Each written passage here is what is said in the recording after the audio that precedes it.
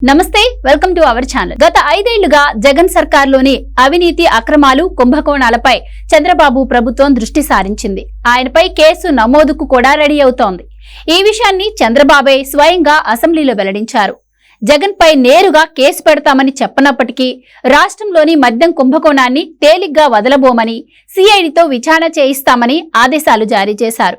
దీంతో ఖచ్చితంగా ఆ కేసు జగన్ మెడకు చుట్టుకోనుందనే అభిప్రాయం వ్యక్తమవుతోంది. సిఐడితో విచారణకు నేరుగా అసెంబ్లీ నుంచే చంద్రబాబు విచారణకు ఆదేశాలు జారీ చేశారు. ఈ కేసులో ఎన్ఫోర్స్మెంట్ డైరెక్టరేట్ సాయం కూడా తీసుకుంటామని చంద్రబాబు స్పష్టం చేశారు. రాష్ట్ర ఎక్సైజ్ శాఖపై బుధవారం శాసనసభలో చంద్రబాబు శ్వేతపత్రం విడుదల చేశారు. ఈ సందర్భంగానే జగన్ తీసుకొచ్చిన లిక్కర్ పాలసీ చాలా అక్రమంగా ఉందని చెప్పారు. నేరుగా నగదు లావాదేవీలతో అందిన కాడికి సొమ్మును వైసీపీ నేతలు దోచుకున్నారని చంద్రబాబు విమర్శించారు. లిక్కర్ ధరలు పెంచుకుంటూ పోతే తాగేవాళ్లు తగ్గుతారని జగన్ లాజిక్ చెప్పారని, ఆ క్రమంలోనే ఇరుగు పొరుగు రాష్ట్రాల కంటే ధరలు విపరీతంగా పెంచారని చంద్రబాబు గుర్తు చేశారు. అయినా మద్యం వినియోగం బాగా పెరిగిపోయిందని అన్నారు. మరి ఖజానాకు భారీగా రావాల్సిన ఆదాయం మాత్రం రాకుండా ఏపీలో మద్యం ద్వారా వచ్చిన ఆదాయం తగ్గిందని అన్నారు.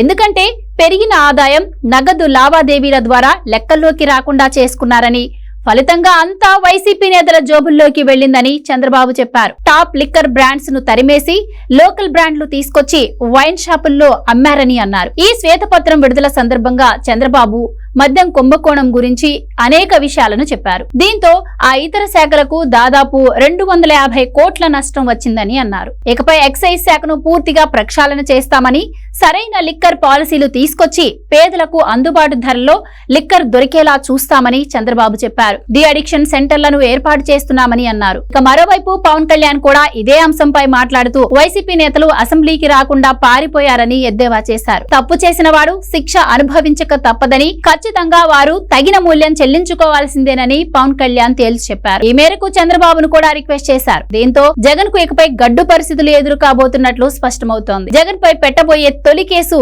లిక్కర్ పాలసీ కేసే అనే విషయం చంద్రబాబు అసెంబ్లీలో ప్రకటించిన నిర్ణయం ద్వారా స్పష్టమవుతోంది.